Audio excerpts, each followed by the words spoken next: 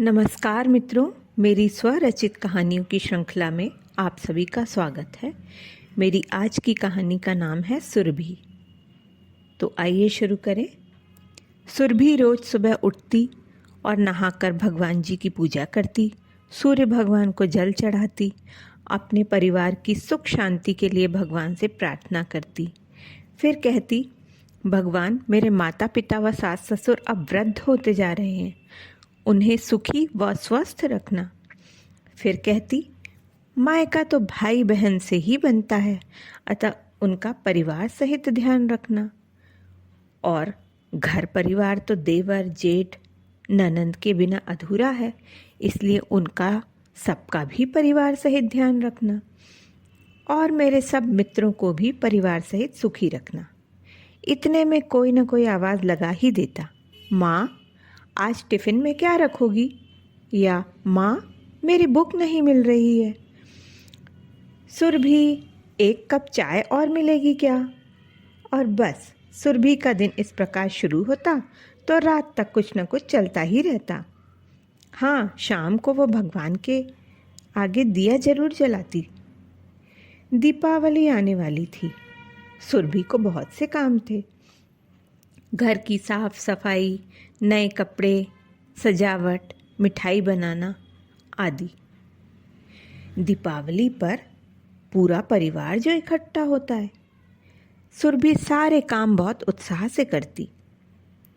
सारे परिवार के साथ दीपावली मनाने का आनंद ही कुछ और है। दिवाली की साफ सफाई रंग रोगन के बाद सुरभि ने एक छोटी सी गणेश जी, लक्ष्मी जी, सरस्वती जी की फोटो दीपावली के दिन अपने घर के मंदिर में लगा दी। सबने खूब धूमधाम से दीपावली मनाई। दीपावली के बाद सब वापस अपनी दिनचर्या में व्यस्त हो गए और हमेशा की तरह सुरभि भी व्यस्त हो गई। एक दिन सुरभि जब भगवान जी की पूजा कर रही थी, तब उसका ध्यान गणेश जी की फोटो की तरफ गया। उसे लगा कि उनकी मुस्कुराती हुई आंखें कुछ कह रही है, पर वह समझ नहीं पाई। अब तो रोज ही उसका ध्यान गणेश जी की फोटो पर जाता और वह उनके चेहरे के भावों को पढ़ने की कोशिश करती। एक दिन उसे लगा कि भगवान जी मुस्कुराते हुए कह रहे हैं कि सुरभि, मैंने तुझे इतना अच्छा घर परिवार, पति, बच्चे, मायका ससुराल सब दिया है, तू फिर भी रोज सुबह जाने क्या क्या प्रार्थना करती रहती है। सुरभि की आंखों में खुशी के आंसू आ गए।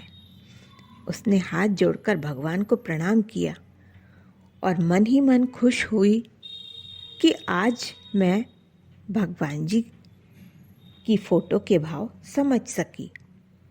और अब सुरभि सारी पूजा पाठ छोड़कर भगवान से मन ही मन बातें करने लगी।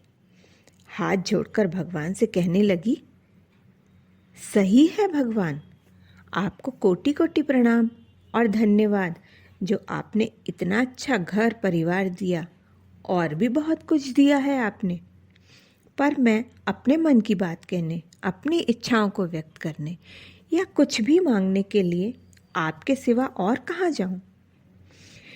घर से इतनी दूर दूसरी जगह आकर मायका छूटा, ससुराल छूटा, सहेलियों का साथ भी छूटा। अब तो पति और बड़े होते बच्चे अपने में व्यस्त होते जा रहे हैं।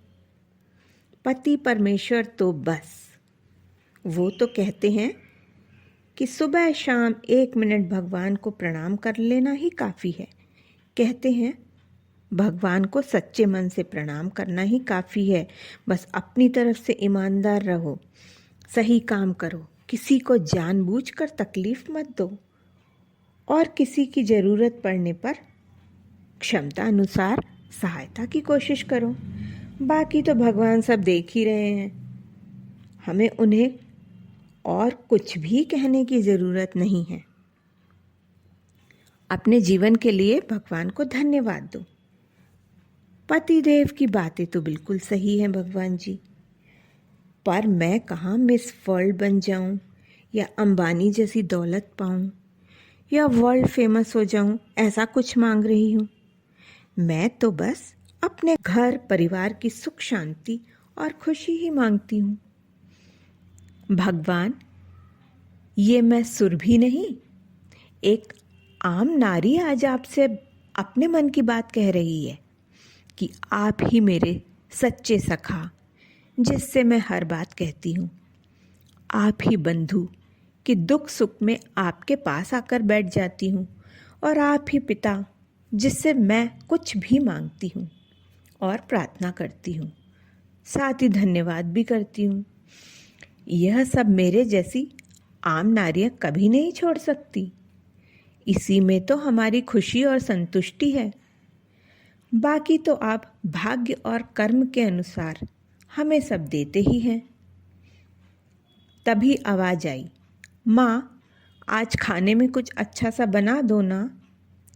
सुरभि मुस्कुराई। उसने जल्दी से अपनी पूजा पूरी करी और हाथ जोड़कर भगवान से कहने लगी, भगवान जी, और भी बहुत कुछ कहना है, पर बाकी बातें बाद में और किसी दिन। और फिर सुरभि अपने रोज के कामों में व्यस्त हो गई। दोस्तों, मेरी कहानी आपको पसंद आई हो तो लाइक और शेयर करें और मेरे चैनल को सब्सक्राइब करें।